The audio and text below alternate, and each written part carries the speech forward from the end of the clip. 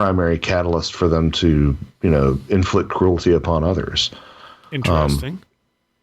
And I think that's really interesting. And that's one of the reasons that, like, I do go so hard against materialism, is I feel like whether they intend to or not, a lot of times these materialist models do strip some meaning out of people's lives. And I'm not saying that everyone needs to run out and go be a Christian or, convert to Islam or anything. But I'm saying, like, at the end of the day, the materialist paradigm says that, nothing really matters. And when you die, you're gone. And again, I'm also not saying that there aren't moral atheists out there. I know they are.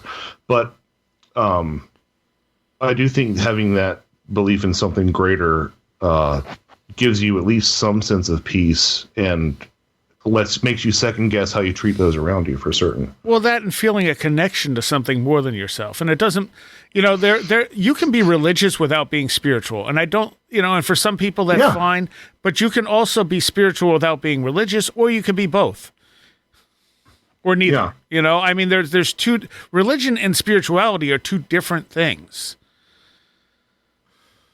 Oh, 100%. Okay, so now that the conversation is veering to this direction, maybe I could riff for a few minutes in some things that I've been thinking about. Okay. Yes. In these last few years, with regards to how, I don't know, we've been dealing with the UFO phenomenon for decades, but obviously society has addressed this in different manners. Like, for example, in the 1960s, I think we could have an argument that the 1960s was the apex of Western civilization in regards to quality of life, expectabilities, and hope for the future. Like people back in those days, like the boomer years, they expected things to always get better and better. They have no reason not to. And here comes the UFO question, and the majority of people will say, well, I mean, who knows? Maybe there's ETs, but I don't have time because I need to mow the lawn, or I need to get to the disco. Yeah, I need to water my petunias or whatever. People were comfortable. People were content. Obviously, some people will say, well, no, because there were also a lot of a great part of the population that were fighting for their rights, fighting for equality of opportunity, whatever. But there was a certain level of stability with regards to economy, jobs, and all of that. Now let's jump to 2021, in which there's a lot of people. I think I'm not lying when I'm saying that there's a lot of people who feel this sense of discontent, who feel that we are living in the last throes of an failing and aging system, and that aging system is capitalism as we currently know it. People under 40, they don't have the expectations to live better than their parents did. In fact, they expect not to. Like owning a house to someone that is 30 years or younger is a pipe dream. Yeah. It's easier to believe in extraterrestrials coming to our planet than it is to believe that you will be able to retire like your grandparents did. So I'm thinking about that, how on top of all these problems piling upon us, the economic system's collapsing, and while it's collapsing, is becoming more and more unfair and unequal. Like Jeff Bezos says, Jeff Bezos wants to go to space. Oh, well, yeah, bitch, because if you haven't paid your taxes in how many years, no wonder you can afford going to space. And on top of that, environmental decline, climate change, and all of that. And on top of that, this pandemic and scientists saying, well, better get used to it because this is the new normal. This is just an advance of things to come. So on top of that, it's almost like one of those memes that have been circulating on social media of the alien landing and in front of a guy and the alien saying, hey, and the other and the human saying, hey, and the alien saying, aren't you like amazed or something? And the human said, man, I've been through a lot lately. Yeah. This year after this year, yeah. Yeah, So I don't know. Some people say, well, it's by design, that this is the perfect moment. It's absurd by design. Exactly. So this is like, after all we've been through, the fact that the government is also telling us, oh, by the way, there are aliens. People are so overwhelmed. They say, oh, yeah, whatever, dude. Because if they had told us, like, in the 70s, it wouldn't be like, oh, my God. Well, yeah. And to be fair, the government did not tell us there are aliens, just that there's some things they don't know what are. True. Or at least officially don't know what are. It doesn't mean they don't know what they are. It's just that the need to know may not be there.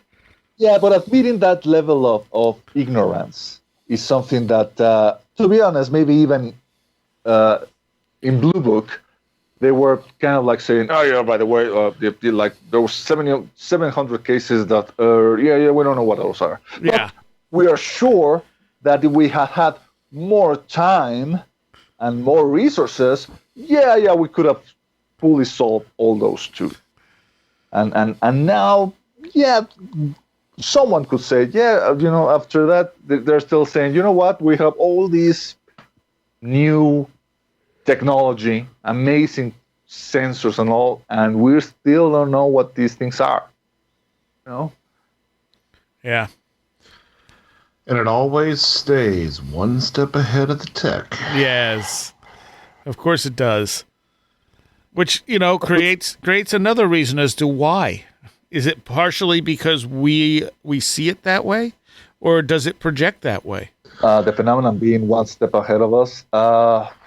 I mean, where my headspace is nowadays, I feel like it's because it's us, and I don't mean like it's us, like it's our technology. I mean like it's us, like it's a part of us. Right. Yes. That's just where my head is now. And I think that is definitely part of the whole web of explaining this stuff, is understanding that we are in part responsible for its existence to some degree.